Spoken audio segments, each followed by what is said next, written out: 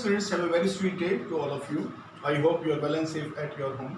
जी हाँ बच्चों, उम्मीद करता हूँ घर पे आप ठीक ठाक होंगे, रोज का काम रोज कर रहे हैं। आज हम पढ़ने वाले हैं 12th इकोनॉमिक्स से केंजियन थ्योरी का एक इम्पॉर्टेंट टॉपिक। जी हाँ, बहुत ज़रूरी होता है कि हम चीज़ों को अच्छी तरह समझें, कंसंट्रेट करें ताकि उसमें कोई गलती ना हो। इकोनॉमिक्स जैसा सब्जेक्ट जहाँ पर बहुत सी टॉपिक्स को बड़े कंसंट्रेशन के साथ समझना होता है, टीचर को बड़े ध्यान से सुनना होता है। उम्मीद करता हूँ कि आप ध्यान से सुनते हैं और अच्छी तरह से जो है उसकी स्टडी आप करते हैं। अंडरस्टैंडिंग होने के बाद आप नोटबुक में उसे नोट कर लेते हैं।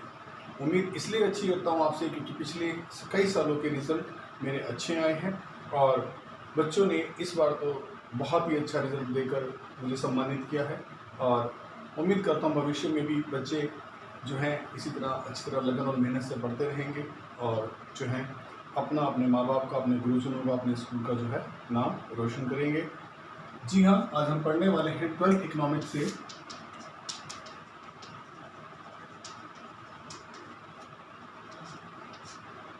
केंजियन थ्योरी के topic what happens if I greater than S. क्या होता है जब आई ग्रेटर देन होता है सेविंग से। मेरे बच्चों, I stand for the investment, S stand for the saving. जब आपकी इन्वेस्टमेंट आपकी सेविंग से ज़्यादा होती है तो क्या घटित होता है? जब आपके खर्चे आपकी सेविंग से ज़्यादा हैं, इसका मतलब ये हो गया है कि आप जो है ज़्यादा खर्च करते हैं। इन्वेस्टमेंट में पैसा ज़्यादा लगने का मतलब, जब इन्वेस्टमेंट बड़ी होती है इसका मतलब आपका टोटल एक्सपेंडिचर आपकी सेविंग से ज़्यादा है। ये बता भी रहा है आपको, ये समीकरण बता रहा है कि आपका इन्वेस्टमेंट आपकी सेविंग से ज़्यादा है। It means you are doing more expenditure in purchasing of goods and services from the economy. जब आप ज़्यादा खर्चा करते हैं, वो ज़्यादा खर्चा रिप्रेजेंट करता है एग्रीगेट डिमांड को, क्योंकि एग्रीगेट डिमांड का मतलब होता है the wholesome expenditure of the economy.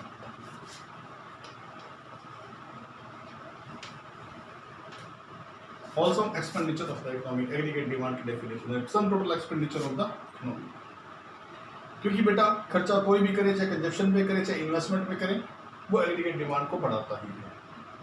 जब एग्रीगेट डिमांड बढ़ती है तो प्रोड्यूसर सोचता है कि अब क्योंकि इनकी डिमांड का जो बढ़ाना है वो कंज्यूमर के हाथ में है, सप्लाई का जो बढ़ाना है वो प्रोड्यूसर के हाथ में है।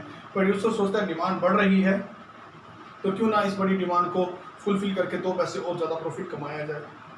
तो जब एग्रीगेट डिमांड बढ़ती है तो प्रोड्यूसर की थिंकिंग यही होती है कि हम अब प्रोडक्शन को और बढ़ाते हैं, क्योंकि आप जानते हैं according to Keynesian theory,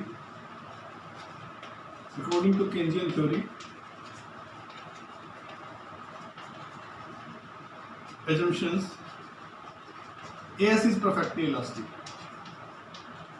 AS is perfectly elastic. आप जानते हो कि AS परफेक्टली इलास्टिक है, अर्थात सप्लाई परफेक्टली इलास्टिक है। सप्लाई को कितना ही बढ़ाया जा सकता है, कितना ही कम किया जा सकता है, डिपेंड करता है कि डिमांड कैसी है। यहाँ डिमांड ज़्यादा है, सप्लाई अगले साल बढ़ा देगा producer, then it would have to rise in production in the next year to compare the rising demand. जो आपकी डिमांड राइजिंग हुई है उसको फुलफिल करने के लिए, उस तक पहुँचने के लिए प्रोडक्शन को, प्रोड्यूसर को क्या करना पड़ेगा, ऐसा प्रोडक्शन बढ़ाना पड़ेगा। अब जानते भी हैं कि एएस परफेक्टली इलास्टिक है। जब डिमांड बढ़ती है, डिमांड कभी भी प्रोड्यूसर के हाथ में नहीं है, डिमांड कस्टमर के हाथ में। डिमांड कस्टमर ने बढ़ाई तो प्रोड्यूसर उसके लिए क्या करता है, फिर उसके लिए सप्लाई को बढ़ा देता है ताकि 2 पैसे मार्जिन वो भी कमा सके। डिमांड होती है तो प्रोड्यूसर फटाफट जो है वो सप्लाई को बढ़ाता है ताकि उसकी सप्लाई बिके और उसे मार्जिन प्रॉफिट जो है प्राप्त हो।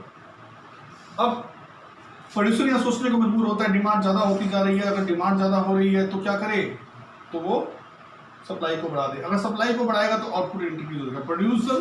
Produce more output in the economy, ज़्यादा आउटपुट पैदा करेगा।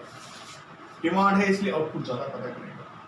अब ज़्यादा आउटपुट किसको लीड करेगा, ज़्यादा output leads to, it would lead to more income, क्योंकि आउटपुट को बेचने से क्या आता है, आउटपुट को बेचने से इनकम आती है। Output generate the income, output से इनकम पैदा होती है। इससे इनकम पैदा होने से इनकम का सीधा रिलेशन किससे है, सेविंग से। इनकम ज़्यादा है, ये रेस जो मैं लगा रहा हूँ, राइजिंग एरो लगा रहा हूँ, इसका मतलब इनकम बढ़ रही है तो सेविंग भी बढ़ जाती है।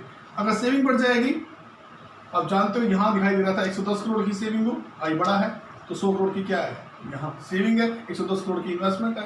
अब क्या होगा, सेविंग बढ़ेगी, सेविंग बढ़ के कितनी हो जाएगी 110, तो क्या एस्टेब्लिश हो जाएगा, इक्विलिब्रियम एस्टेब्लिश हो जाएगा। आई इक्वल टू एस हो जाएगा, जो कि आई ग्रेटर देन एस था वो इक्विलिब्रियम एस्टेब्लिश करके इन्वेस्टमेंट इक्वल टू सेविंग हो जाएगा। यही घटना घटती है।